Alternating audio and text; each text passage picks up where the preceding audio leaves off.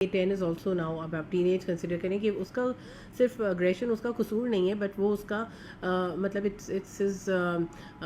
Hormones मैसिंग with him, और वो खुद भी अभी उसका कोई कंट्रोल नहीं है इस चीज़ पे। तो प्रोवाइड हिम दैट कंफर्ट कि अगर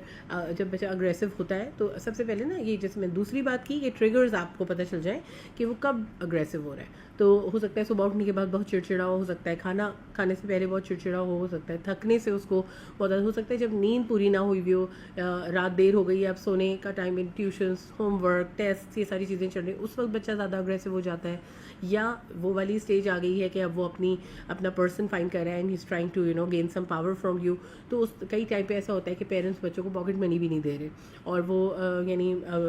बच्चे 9th-10th क्लास में आ गए हैं और आप उनको लंच बना के दे रहे हैं, उनके पास कोई पैसे नहीं है, हालांकि उनकी क्लास के बच्चे पैसे लेकर आ रहे हैं। तो नाउ देयर वो जो सारा अपना एंगर और फ्रस्ट्रेशन जो वहाँ जमा करके आते हैं, वो आके आपके ऊपर प्रोजेक्ट करते हैं, लेकिन आपको पता ही नहीं है कि क्या चीज़ उनको बॉदर कर रही है। तो they can be multiple hundreds of factors, हम अज्यूम नहीं कर सकते, लेकिन हम माइंडफुल हो सकते हैं और कॉन्शियस हो सकते हैं कि देखें हमारे बच्चे के इन्वायरमेंट में क्या चीज़ है, उनके फ्रेंड्स कौन हैं,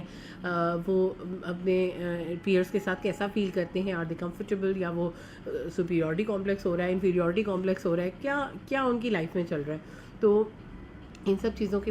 ये सब चीज़ें कैसे होंगी, पता कैसे चलेंगी? एक तो आपको अपने बच्चे की डेवलपमेंटल स्टेज पता हो, उसके टाइप ऑफ इंटेलिजेंस पता हो, आपको एंगर मैनेजमेंट करनी आती हो जिस वक्त बच्चा अग्रेसिव हो। उसके बाद ये सारी चीज़ें पता होने के बाद जब हम उससे बात करेंगे तो हमें कम्युनिकेशन स्किल आनी चाहिए कि जी जो बेस्ट मोड ऑफ कम्युनिकेशन क्या होगा, लिसनिंग कितनी करनी है, उसके बाद बात करनी है, रिएक्शन नहीं करना, रिस्पॉन्ड करना है। तो ये सब चीज़ें हम पेरेंट्स को अब सीखनी बहुत ज़रूरी है कि बच्चा तो अपने फेज़ से गुजर रहा है, अपनी जर्नी से गुजर रहा है, उसको तो इस लाइफ के फेज़ से गुजरना ही गुजरना है, और ये बड़ा ट्रिकी फेज़ है, और ये चेंजेस बहुत ज़्यादा और बहुत क्विक आ रहे हैं, और उसको उसके बारे में कुछ नहीं पता अभी। तो हमें उसको वो सपोर्ट प्रोवाइड करनी है,